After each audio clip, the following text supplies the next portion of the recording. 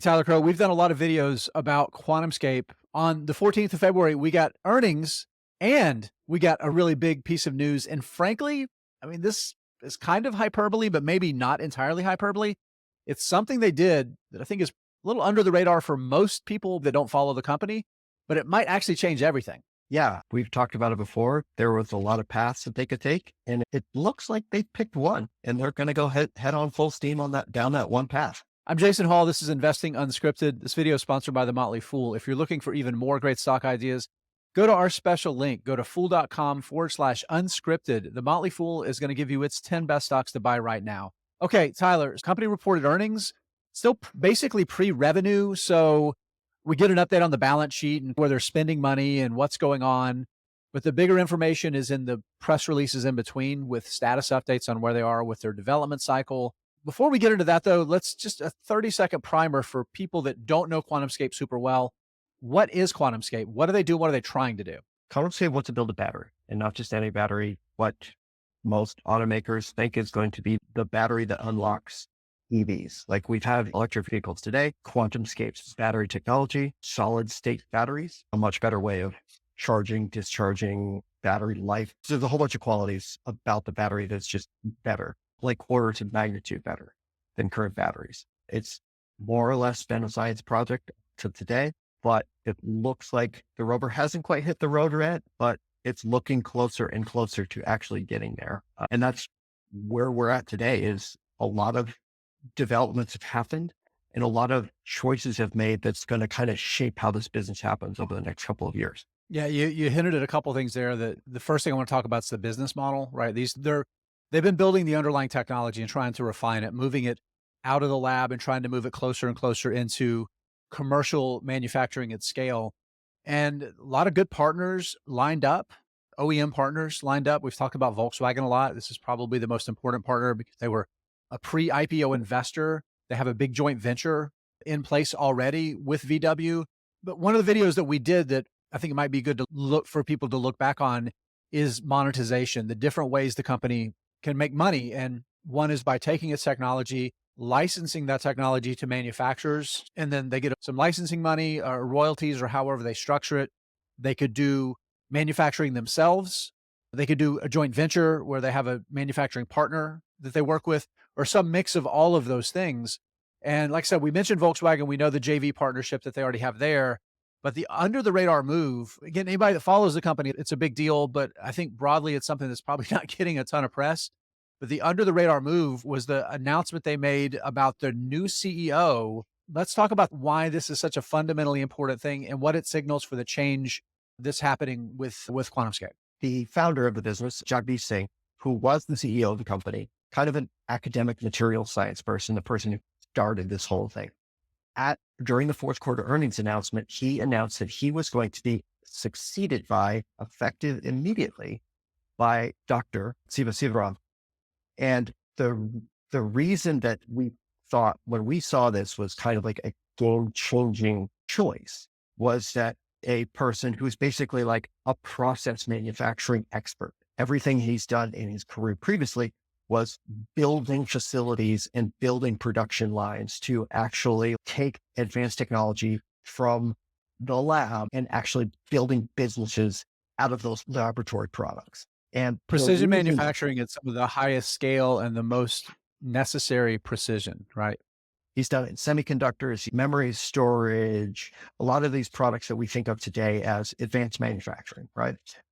The reason that it's so significant is because if the founder are moving on to the chairman's role and is handing the reins over to a manufacturing expert, it probably means you're going to choose to do manufacturing, right? Like you wouldn't, if you were just going to sell your technology as a licensing agreement with a Panasonic, for example, you would probably just do a licensing agreement and wouldn't need to bring in a manufacturing expert. Even if you decided that you needed to make a change in your C-suite, you would probably bring in somebody with some licensing expertise, some deal-making expertise versus somebody whose entire background is in manufacturing.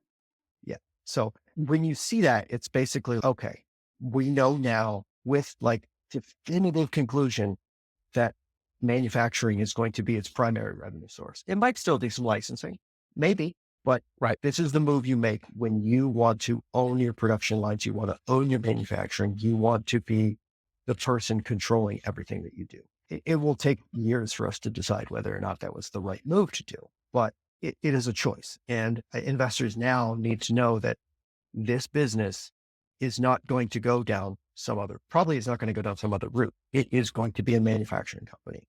And as a result, we can kind of predict a little bit more about like revenue, earnings, things like that. Because if you're just selling licenses, it's very high margin money, but it's not a lot of money. Right. It's a lot of money, but lower margins. The margins might be lower, but the margin dollars get really big when you do that at scale, right? Yeah. That's the key. And there's a couple things I want to point out in terms of the timing that I think are really interesting. Tyler, we've talked about in other videos we did is that generally QuantumScape has been pretty consistent about exceeding expectations as they've gone through this process. Third-party samples that they've sent out, the results have come back generally better than expected, certainly met expectations, and they've learned something every time it seems that they've used to try to improve. They've developed some things like their Viper technology for their packaging to try to answer some of the hard questions about manufacturing, right? Some of the challenges there that have prevented solid state from coming to scale sooner. So they seem to be continually answering these questions. And the thing that I think is really interesting about the timing with this is that Dr. Sivaram joined the company back in July as president of the company. The thing that I think is interesting about the timing is you've seen plenty of other companies bring somebody in as a CEO off the street, so to speak. QuantumScape didn't do that. They brought him in as president to lead manufacturing.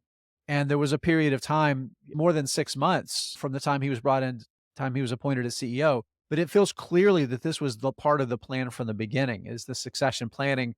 You bring somebody in, make sure they fit with your culture, make sure they have the right leadership skills that you're looking for, and then make that transition. It seems like they're doing the right thing. And now you have a co-founder who still is going to oversee, I think this is maybe just as important, who's now solely as chairman, who will continue to oversee the long-term vision and the strategy for the business. And I think that's really important that you still have that as well. So now you have two people that maybe are in better positions where the company can leverage their best skills in the best job for those people. Yeah. And even low key sort of thing. And this is something that I think you and I can agree on as somebody who's watched a lot of companies rise, fall, Phoenix risings, ashes, turn to dust, whatever, just the numerous things that we've seen in technologies like this of just companies not being able to have the right people in place and have the right corporate culture in place to make this happen. And it seems like I'm kind of, maybe I'm going out on a limb here, but to see the founder willing to step away and give the reins to somebody who had that expertise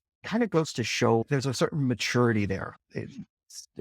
Jagdeep Singh didn't try to, oh, we can do this, I can do it. Kind of that megalomaniac CEO who can do everything and I'll figure it all out myself, which sometimes that works, but a lot of times it doesn't. To be able to admit your like blind spots, if you will, as an executive and fill that with the right people, it's a good sign because it means that there's some strength of corporate culture there that it's hard to quantify. It's like, you can't find it in a balance sheet. You can't find it on anything else like that. It's just one of those things where you see little things like that and you're like, those are the moves that successful companies make. I'm not saying that QuantumScape will be successful, but those are the kind of moves that you expect a successful company to do.